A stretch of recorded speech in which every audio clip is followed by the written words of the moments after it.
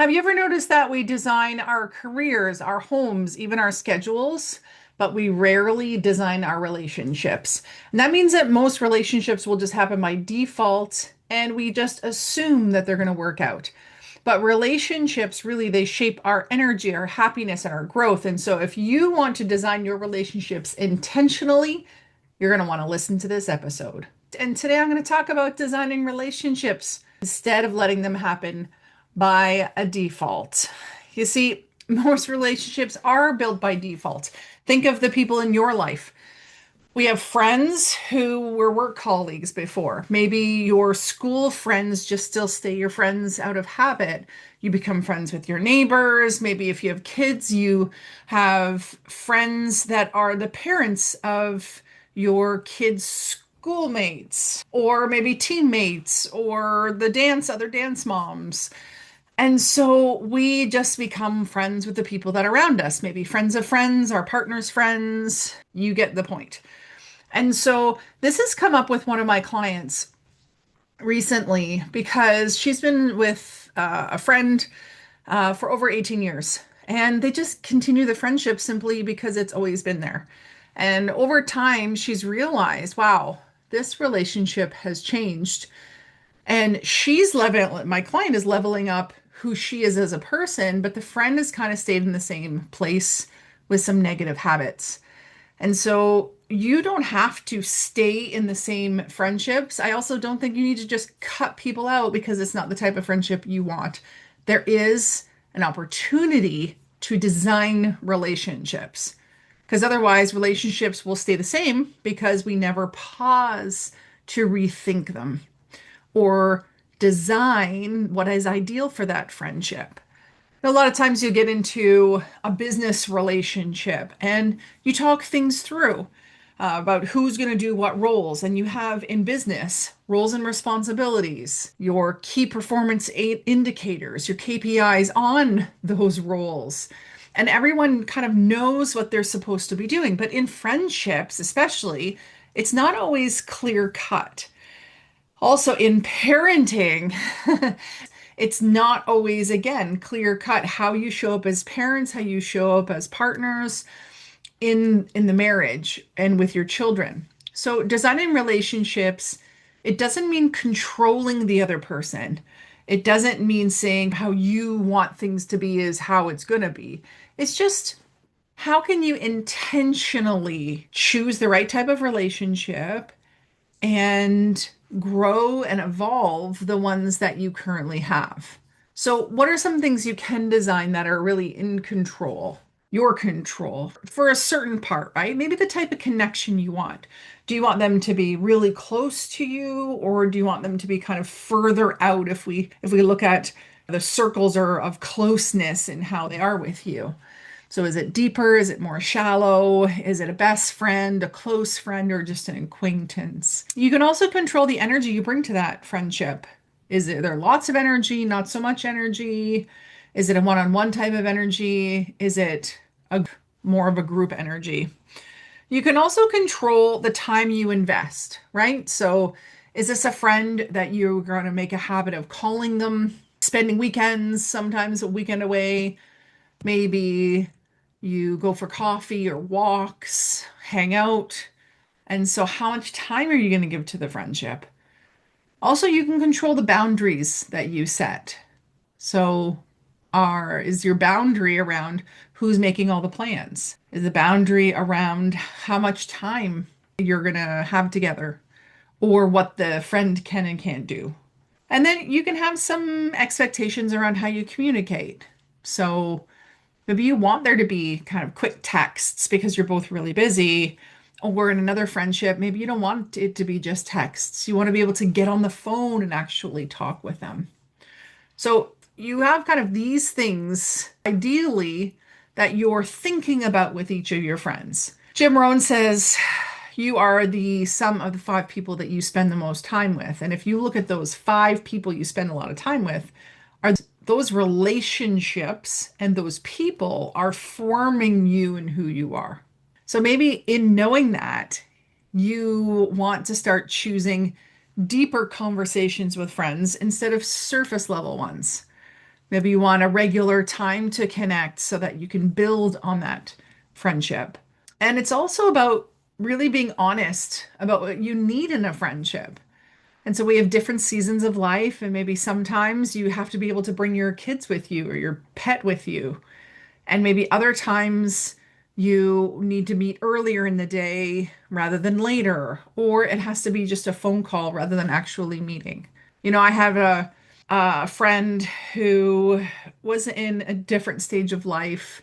And I asked her, I said, if we were to redesign our friendship, what would you like it to be like? And she said, well, I feel like I'm always the one calling you and I'm always the one inviting you out. And I said, yeah, you're right. And I can see how that would be hurtful or that you'd want to be invited out. And the reality is that I had two children under 4 and or maybe under 3 at the time. And she had like a 9 to 5 job, no children, no partner. And I had a husband. I still have a husband, but at the time, I had a husband and 2 kids under 3 or under 4. And I was working my business, which was different hours of the day because I was caring for the children during the day a lot of the times. And so I said to her, yeah, I'm really sorry for that, but I'm just in a stage of my life right now where that's all I can do is if you call me and ask, like, do I say yes? And she said, yeah. I said, yeah, I'm almost always going to say yes. I'm just in a period right now where I can't like be always thinking and organizing and making my way out to see you. It's just the season I'm in. And she totally understood that, but I made more of an effort to reach out to her, to care for her. And the thing is, healthy relationships, they don't happen by accident. They rarely do. And instead, it's about how do we want things to be ideally for us. And different relationships need different designs, right? Not every relationship plays the same role in your life.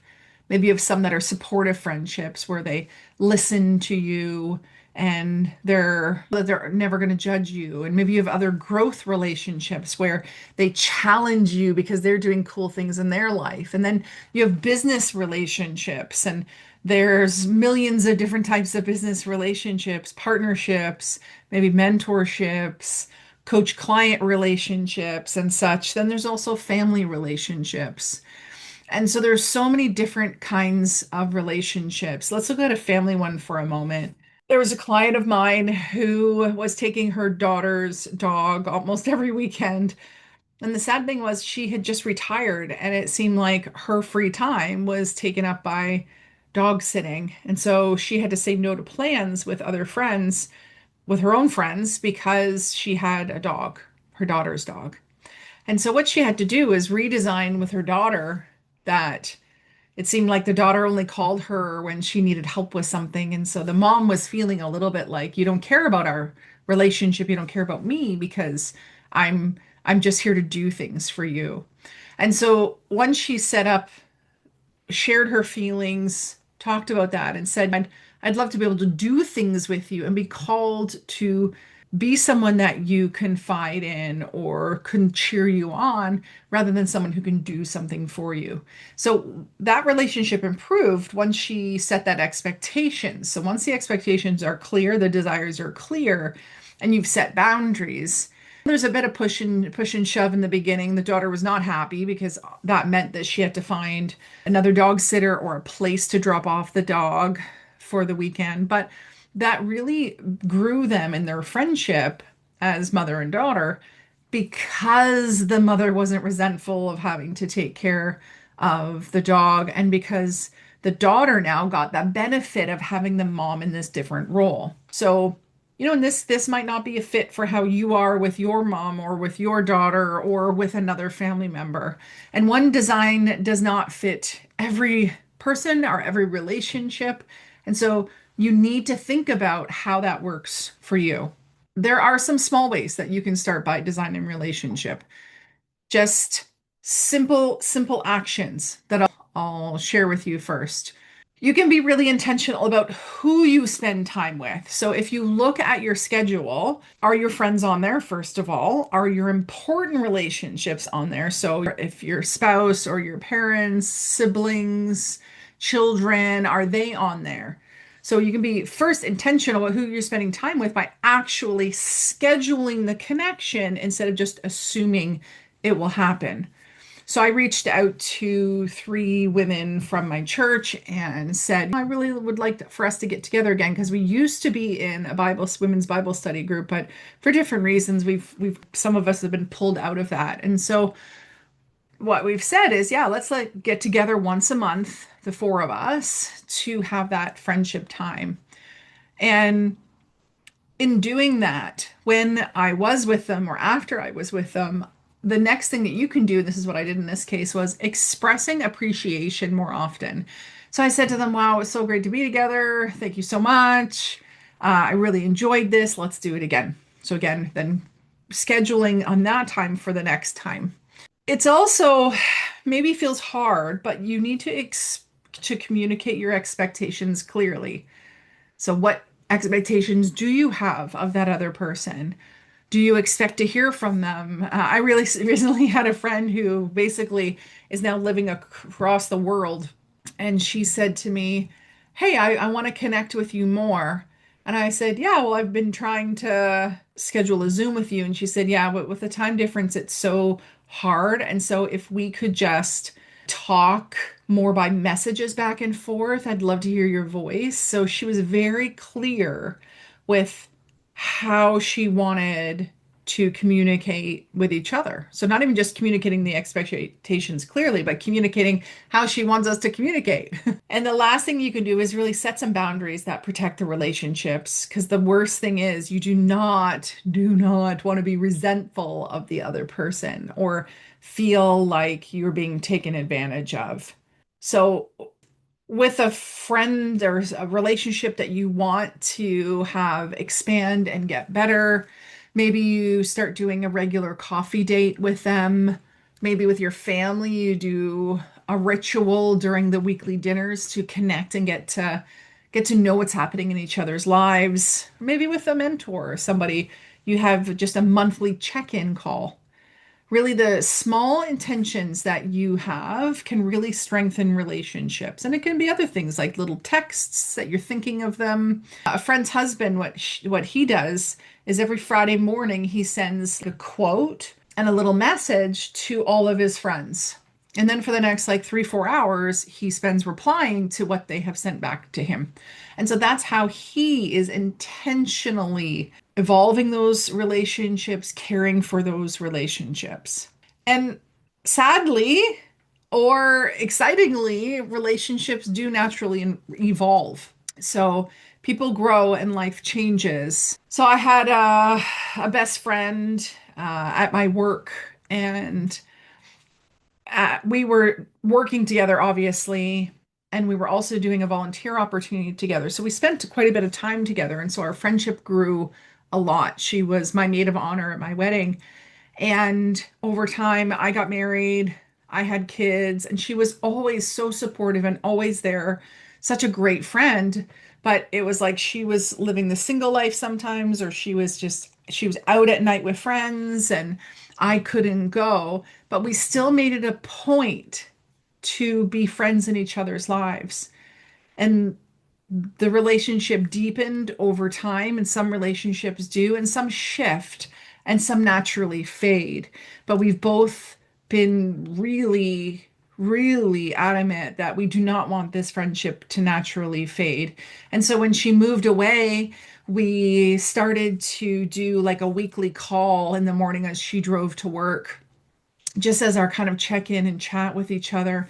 And while we are at different stages of our lives, she's working in a job, I have a business, she is a partner, I have a husband, I have two kids, and previously she had dogs. For us, this friendship really matters. And so we do make it a point to, now that the driving thing doesn't happen for her, she's moved again. We are making it a point that we are going to be getting together when she's in town for dinners. go to the spa together, and even have a girls' like getaway every once in a while. And so while that friendship has changed over time, it for me is an important thing. And so sometimes we have to realize that a relationship has served its purpose in a certain season, or we need to design relationships or that relationship that you think is maybe dying out to have it evolve instead. So I hope this has you thinking about how you can now put some time and energy into evolving the friendships. I've created this kind of funny goal for myself. I feel almost embarrassed sharing it right now, but I'm 46. I'll be turning 47 in September. And my goal at my 50th birthday is to be able to invite 50 good friends. And so my 50 before 50 challenge has started where I am intentionally going to be building relationships with 50 different people. So that's what it is. And so my hope for you is that you have a really strong group of people around you that when you think of you're the average or the sum of the five people that you spend the most time with, that those are solid people that you are intentionally choosing in your life and designing that relationship to be ideal. Because just like we design our goals, our business, and our plans, we can also design the relationships in our life that support our life and who we want to be and how we want to live. Maybe it's time to send this to a friend of yours who you'd like to redesign the friendship with. And it doesn't mean there's a problem and you need to redesign. It is an opportunity. And this comes from my coaching work around we design the alliance. We design how coach and client are going to work together. And we can take that and move that professionally into every area of life. So share this with a friend, subscribe, and until next time, stay dynamic. Bye.